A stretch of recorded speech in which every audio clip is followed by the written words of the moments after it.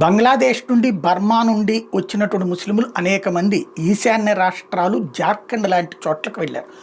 అక్కడ రోడ్ల పక్కన గుడారాలు వేసుకుంటూ జీవనం ప్రారంభించి, అక్కడ చిరు వ్యాపారాలు చేసుకోవడం ప్రారంభించి, క్రమంగా అక్కడ ఉన్నటువంటి గిరిజన యువతుల్ని వివాహం చేసుకోవడం ప్రారంభించారు. అలాంటి వివాహం తర్వాతన వాళ్ళని, ఆ అమ్మాయిల్ని మతం మార్చడం, ఆ తర్వాత ఆ కుటుంబాలని మతం మార్చడం జరిగింది. అదే ఇప్పుడు జార్ఖండ్లో, వాస్తవం గిరిజన రాష్ట్రంలో ముస్లిం తెగలు ఎక్కడి నుంచి వచ్చినాయి అంటే, అది కూడా గిరిజన తెగల్లో ముస్లింలు ఎక్కడి నుంచి వచ్చారంటే, ఇది దశాబ్దాలుగా జరుగుతూ వచ్చింది.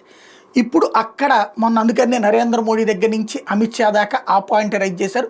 బట్ ఆ కుటుంబాలు, గిరిజన కుటుంబాలు ఎవరైతే తమ బిడ్డల్ని ఆల్రెడీ మతం మార్చున్నారు లేదా తాము మతం మారున్నారు, వాళ్ళకి ఎఫెక్ట్ వస్తుందన్న ఉద్దేశంతోనే బీజేపీని అక్కడ ఓటేసి గెలిపించలేదు. అయితే ఇప్పుడు క్రమంగా ఆ ప్రాంతాల్లో కొత్త పరిస్థితి ఏమొచ్చిందంటే, గుళ్ళ దగ్గర పూజ చేయడానికి లేదంటే కనుక భజనలు చేస్తే దాడి చేసేటటువంటి పరిస్థితి తాజాగా వచ్చింది.